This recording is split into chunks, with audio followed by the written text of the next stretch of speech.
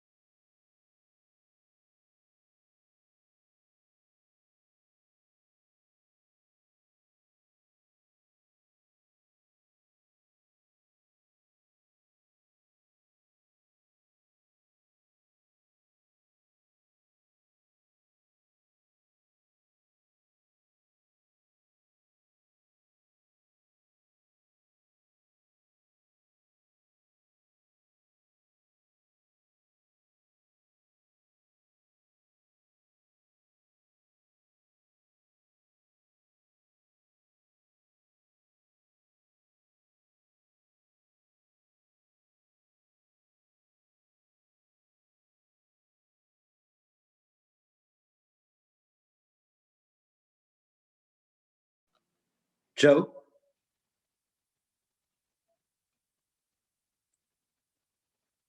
Yeah, wait.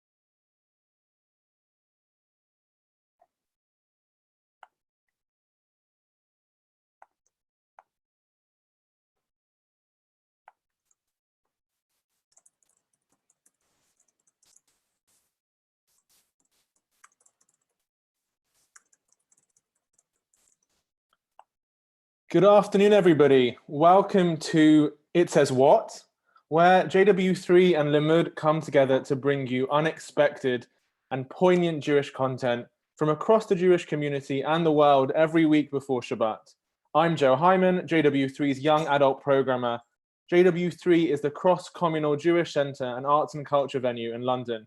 We are partnering to bring you this content with Limud, a diverse and inclusive worldwide community of Jewish learning. This series will ask educators, artists, and leaders from across the Jewish community to share a piece of Jewish wisdom for our time. We will take questions from our audience about these incredible texts, and I'm delighted to welcome Rabbi Michael Paley, the senior scholar for the JDC and the founding director of the Tarbut Fellowship living in Budapest, Hungary. Rabbi Paley earned his bachelor's at Brandeis, graduate degrees in Jewish and Islamic philosophy and science at Temple University, and received his rabbinic ordination from Reb Zalman Schachter Shlomi. Welcome, Rabbi Paley. How are you? You're also on mute.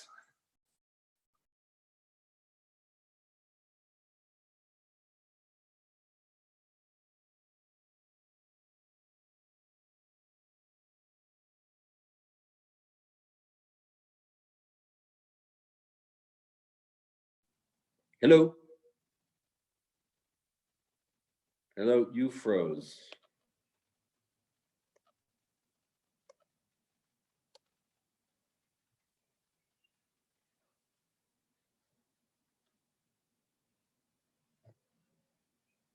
Hmm.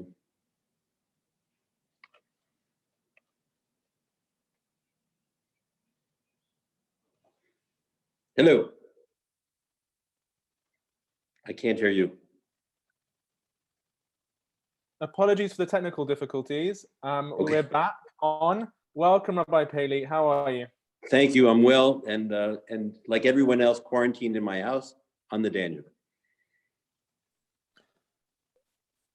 Glad to hear that you're doing well. We'd love to hear from you. What's your surprising text? What's the text that you've chosen to share today? So there are many wonderful texts in the Talmud, and the one I decided to do today was a text called really The Ugly Vessel. And The Ugly Vessel is a text about a rabbi, and it has a lot to do with living in close quarters and a Jewish aesthetic. So the values of what's beautiful and what's ugly, and also forgiveness are the major themes of this text. It's a beautiful little text from the tractate called Ta'anit, which is the tractate on fasting. Maybe I'll just read it first. The sages taught further taught in praise of the reed. A person should always be soft like a reed, and he should not be stiff like a cedar. An incident occurred in which Rebbe Eliezer, the son of Rebbe Shimon, although some people actually say it was Rebbe Shimon, came from Migdal Gedor, from his rabbi's house, and he was riding on a donkey and strolling on the bank of the river. And he was very happy, and his head was swollen with pride because he had studied much Torah. He happened upon an exceedingly ugly person who said to him, hang on.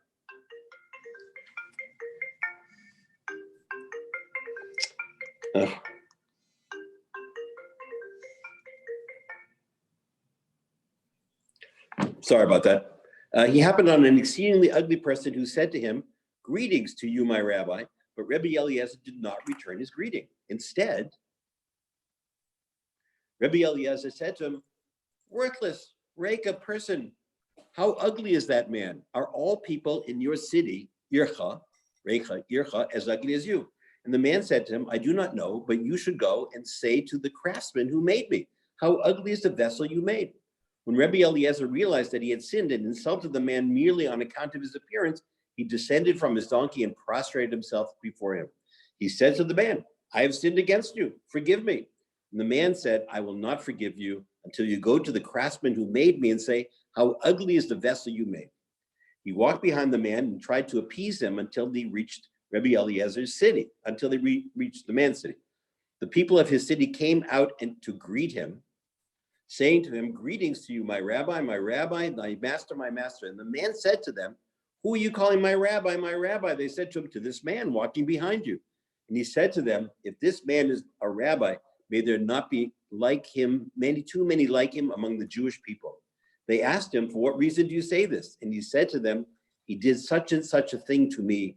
And they said to him, "Even so, forgive him, for he is a great Torah scholar." And he said to them, "I will forgive, for your sakes I will forgive him, provided that he accepts upon himself not to be accustomed to behave like this." Immediately, Rebbe Eliezer, the son of Rebbe Shimon, entered the study hall and taught, "A person should also be soft like a reed and should not be stiff like a cedar, as one who is proud like a cedar is likely to sin. And therefore, due to the gentle qualities the reed merited, that quill is taken from it to write with it a Torah, scrolls, phylacteries, tefillin, and mezuzot." All right, so I think it's a great story. It's a story that makes fun of the rabbi, and you got to think about making fun of the rabbi in some ways right after the rabbi is coming out filled with a sense of Talmud. So just a few things to say about this story, and then we can have a conversation. The first thing is that it starts off with be more like a reed than a cedar. So this is a funny thing, right? Reeds are very humble plants. They grow in a marsh. And cedars are the great, tall trees that smell, and they're beautiful and they're impressive, and they grow in Lebanon. And you can think, like, what's the difference between a reed and a cedar? Well, we know reeds are very flexible, and cedars are very stiff, but reeds are also very soft, and cedars are very strong. So what are they saying? Be more soft than strong. And also, we just have to know that the reed, as they say at the end of the story, is the writing utensil that they used to write a Torah, right? They would take a reed and they would sharpen it on an angle. Whereas the cedars is what they built the tabernacle with. They built the temple in Jerusalem. And it even says that on Kabbalah Shabbat, it says, Arze Lebanon, be like the cedars of Lebanon. So what are the rabbis really saying? The reeds they're weak and they're shaking, even though they're soft. So kind of like, I always think of this like a kiss, like you don't want to kiss a hard cedar wood. You want to kiss a soft reed. And also maybe the shoots, they replenish themselves. So right at this moment in the Talmud, Rabbi Eliezer, Rabbi Shimon, Rabbi Eliezer, they're all at the moment of great change, right? That the temple is been destroyed. So the cedars of Lebanon are gone, and the reeds, which replenish themselves, revive themselves, come up and they bend with the wind. A good wind will knock over the cedar tree, but the winds will bend the reeds, but they won't break. So we all know that the rabbis say, we'll bend, but not break.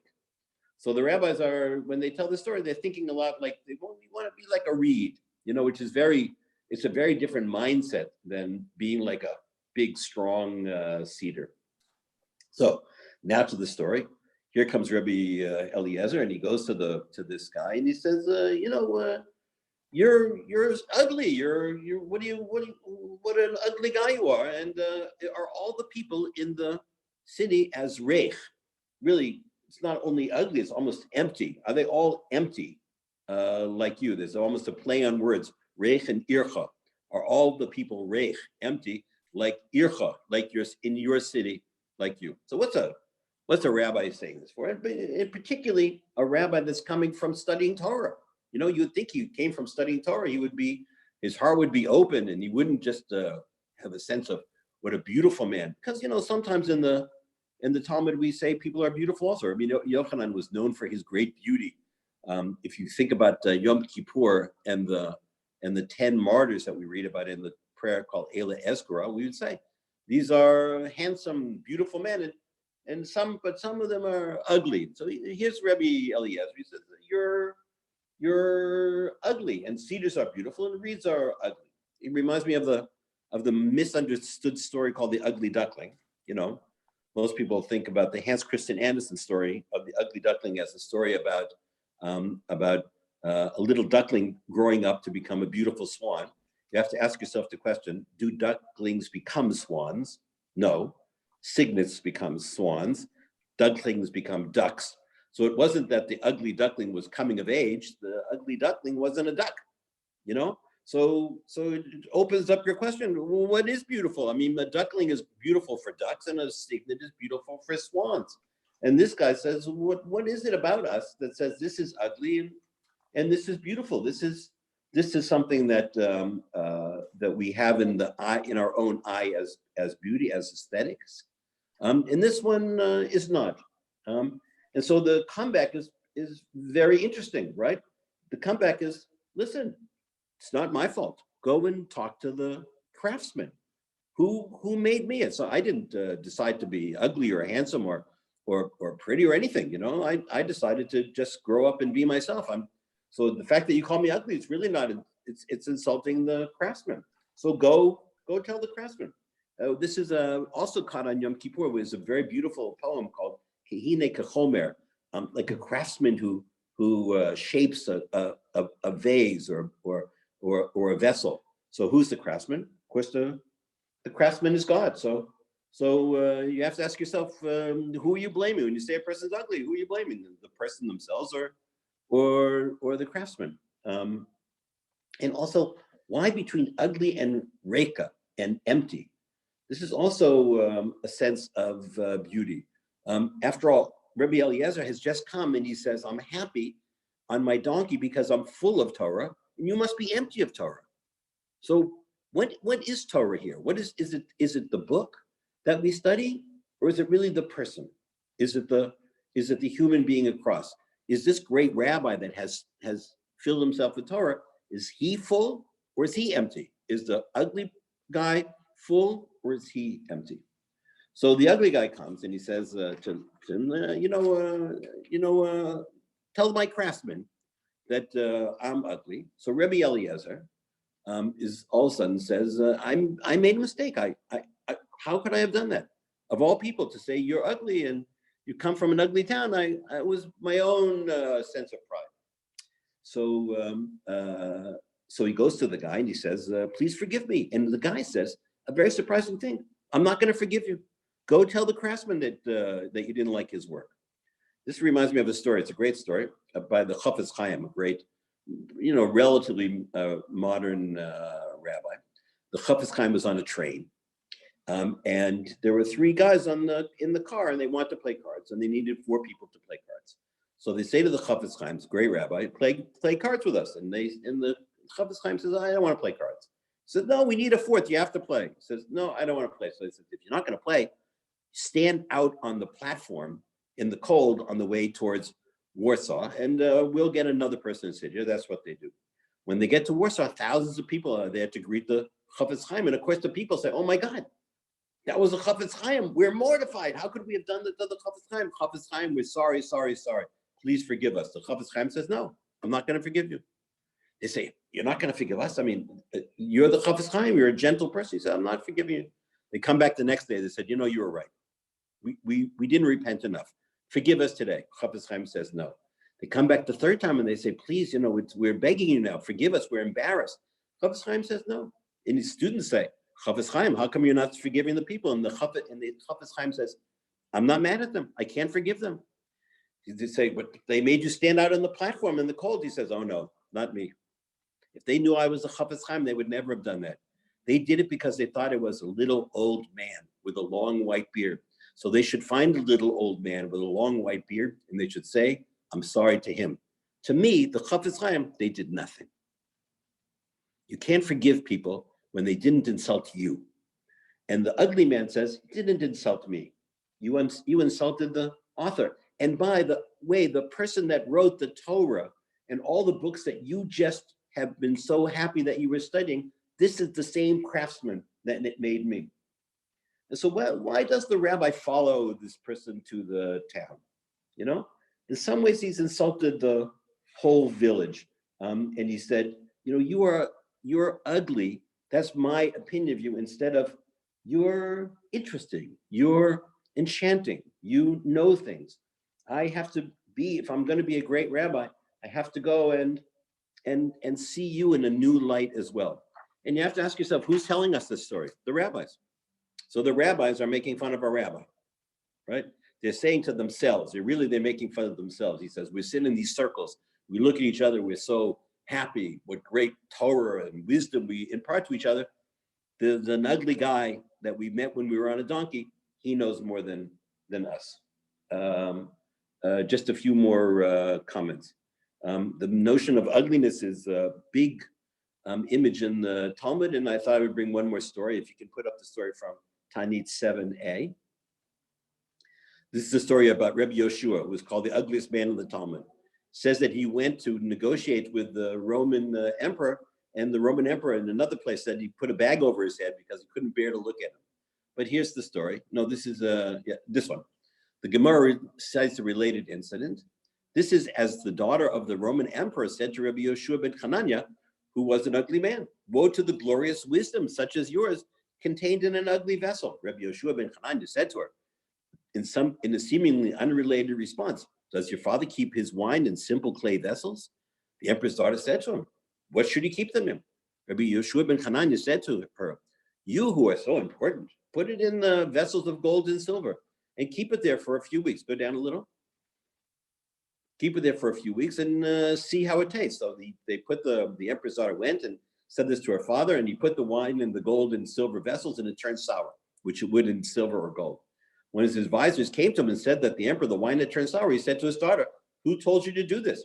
His daughter said, Rebbe Yoshua ben Hanania. The emperor summoned him and said, why did you say to her to do this? And Rebbe Yoshua ben Hanania said, just as she said to me, wisdom would be better contained in a beautiful vessel, I say to her that the best material doesn't sometimes preserve the wine. The emperor said to him, but there are handsome people also who are very learned. And Rebbe Yoshua said, if they had been ugly, they would have even been wiser. I think this is a good story when someone comes to you and says to your kid, you're ugly, and they come home in tears, it's good to tell them this story. That's what I think. I think the all the stories together are very important because we're spending a lot of time with each other right now. We're spending a lot of time in close quarters in a narrow place. And the real thing we get to do is to see the beauty in the other and to open up our hearts. And so I think the Rebbe Eliezer ben Shimon on the donkey, learning about what's ugly and what's not is really the search that we have to do right now. What's beautiful in the world, what's ugly in the world. It's in the eye of the beholder, and the Torah should teach us how to see what's beautiful in the most open way. So that's my opening statement. Thank you, Rabbi Paley. This text is beautiful, and it's so important to hear this right now. I think especially as people are posting all over social media about coming out of this lockdown heavier and uglier and with this and with that. And I think to see the rabbis talking about the important things being here are knowledge and softness and kindness. Maybe come out of this lockdown with more of those things as opposed to necessarily weight loss or more beauty or whatever society calls it. I have a question about these texts, and I want to see what you have to say about it. The story calls for the maker, the cross person, to be called to account. I wonder. I assume this is God. Maybe I'm wrong. God? No, in God. this scenario, and I wanted to ask you what's the place of God in this person saying, blame the craftsman. How does that play into our visions of society's view of beauty versus kind of like a more kind of universal view of beauty? So there's a fundamental issue here, which is the wonderful issue of Tselem Elokim. What are we made to look like? We're made in the image of God, right? So the question is, how could the rabbi insult a man who's made in the image of God? But even more so, how could God make something in God's own image that was ugly? And in some ways, the rabbis take a surprising but beautiful position. No, nothing in the world is ugly. Everything is made in the image of God. And if you don't see that, you're not seeing deeply enough. You're being fooled by the silver and gold vessels holding the wine instead of the wine. The wine here is the metaphor of Torah. That's where that's put. So this issue of Tselem Elokim is an important image. And also, he doesn't call the man Micho'eret. You're not ugly. Micho'ar is the word for ugly. He calls him Reka. You're empty. What does that mean, empty? You're empty of the image of God? You're empty of the divine spirit? You're empty of the art of the world? In our world, in our modern world, we ripped apart art. We used to think that it was all about balance, the Aristotelian images of what's beautiful and what's not in classic ways. But now we say what pierces you, what opens your heart, what changes you. If you go to the Tate Modern Gallery near where you live in London and you see the Rothkos, they make you cry. What? Please God soon. Please God soon. I can hardly bear that people aren't watching them. He painted them. He said the tears that you have when you look at them are the same tears I had when I painted them. Right? I need to open up your eyes. I need to see not just out. I need you to see in. So I think that Tselem Elokim, to see a person in the image of God, very strong. I say one word about our epidemic in the image of God. There are a number of people around the world, I follow this closely, who say, what's this epidemic about? It's mostly old people that are dying. It's mostly people on the periphery that are dying. It's mostly people that are marginal. We're not dying. We don't know. The strong and the young and the fit are not dying. If you think that people are based on grades, smarter is better than dumber, beautiful is better than ugly, well, then, of course, then what's the problem? Just go to work every day and don't have a lockdown and we'll be fine. If you think everyone is made B'Tselem Elokim, in the image of God, then you have to change your society in order to protect every single individual. And that's what I really think. This is why he follows the man back to the village. I didn't just devalue the individual made in the image of God, Tselem Elokim. I devalued everyone made in the image of God. I have to apologize to the whole village. In fact, in some ways, I have to apologize to the whole world because I have looked past the image of God that the craftsman, the hine kechomer, the person, the glazer or the glass blower or the potter made in fashioning the world. 100%. That's so important to hear right now. That image of them going back to the city makes me think about how this text talks about leadership. It's clearly rabbis, joking about people who take leadership in a way that is hurtful to those around them. And I wonder what that point of coming back to the village is. If you could say more about that and how that impacts the way that the rabbi feels responsible to his community, and that's quite a wonderful thing to see. But I'm not sure it's so common in reality. So one of the reasons that I love this story, I'm happy to say this now, is that it reminds me of the Zohar. The Zohar was the book of Jewish mysticism that arose almost from nowhere in the 13th century. And then within 100 years, it was the third most important text. We don't know who wrote it. We don't know when it was exactly written or how it came to be. But if you think about the shelf of Jewish books, you would say the Torah, the Talmud, and the Zohar. It's amazing that a book that was probably pamphlets, we don't know where it's at. It's all, the Zohar is constantly about a rabbi, mostly Shimon Bar Yochai, walking around, and all of a sudden a donkey is there, and a guy gets off the donkey and tells him things that he says, that was amazing. That was the journey in my life. And then sometimes they'll wander into a village, and the townspeople will know things that are wondrous to them. That's what I think is going on here, right? This is at the moment of after the destruction of the temple, and every soul, every understanding, every person is precious, right? There aren't donkey drivers and reed gatherers and then great authorities. Every person is precious. There's a wonderful text in the Talmud where a guy is in a reed bog. Just think about reeds again for a second. He's in a reed bog, and he says to his fellow, he says, we're rabbis, but we're not like Moses. He says, no, we're not like Moses, but we have authority. He says, well, how about the early rabbis, the Tanaim? Oh no, they also have authority. And how about the Amoraim, the later rabbis? Yes, they have authority. He says, and how about us? He says, what do you think we are? Reed cutters in a bog? Of course we have authority. Of course we have to do it. The city that he goes into, they have authority. Judaism, it will renew itself. It will be resilient from us. Cedars of Lebanon are hard to grow. They take hundreds of years. But reeds, they come, they go, they come, they go. And yet reeds are what we write the Torah with, not cedars of Lebanon. We don't want to be stiff and strong and hard and majestic.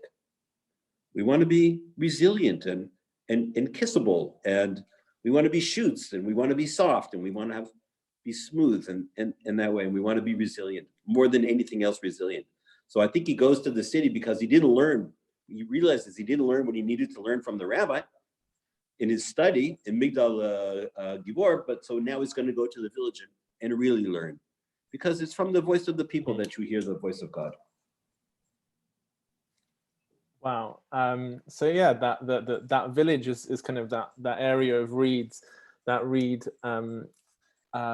bush, as you said, and it kind of reminds me of Moses. And I don't know if this is midrashic or if it's actually in the text, but it reminds me of Moses being born out on the Nile, coming out of reeds. And that strikes me as something quite beautiful, that a key leader in our tradition, thing that you mentioned was that these reeds aren't old. They are born, they die, and they rejuvenate. And cedars are kind of 150 years old. And it feels really wonderful to hear this being used in reference to the Torah, and how each of us with our short lifespan in the scheme of things have something to contribute. I wonder what you could just say about one word about that, which is, when Moses opens up the sea, it's called the Yam Suf, the Sea of Reeds, not really the Red Sea, but the Sea of Reeds. And Moses, of course, as you say, he was saved. First, he's hidden by his parents. That's why when we break off the piece of the middle matzah and we hide at the afikomen, that piece that we break off is Moses, and then we hide him, just like he's hidden by his parents, and then we find him at the end. So we find him at the end, and we put him in a basket of reeds. And the word in the Torah for reed, for the basket, is teva, and it's the same word as the ark, right? So the ark, and it even says it was smeared with bitumen and pitch, so that it would float.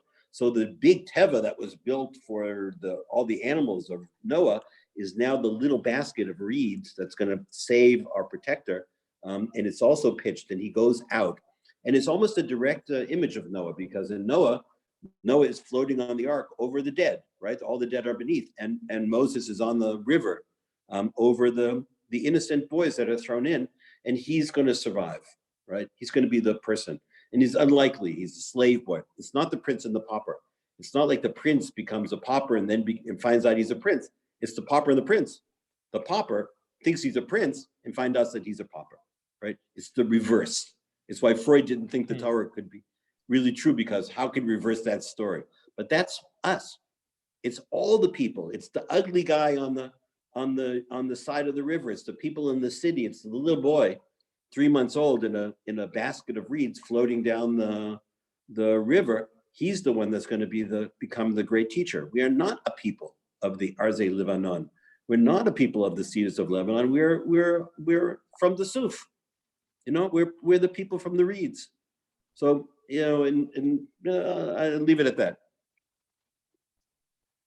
Thank you. I think that's so resonant, and I think especially with the Noah and the ark imagery, people have been using that often these days to reference the lockdown, and I think that's a really beautiful message to end on. I mean, we have to surround ourselves in a teva of reeds, of flexibility, of softness, of kindness in this time.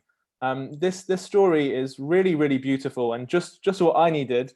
And this image of reeds is something that I'll take with me, and I hope our audience will take with us to Shabbat and discuss further, especially as this is the week that we would normally read V'ahavta l'reacha kamocha.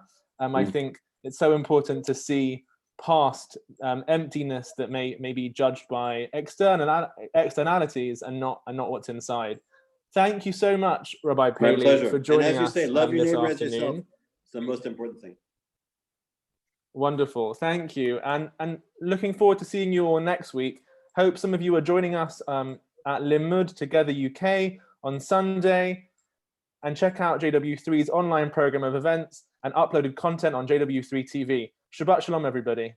Shabbat Shalom.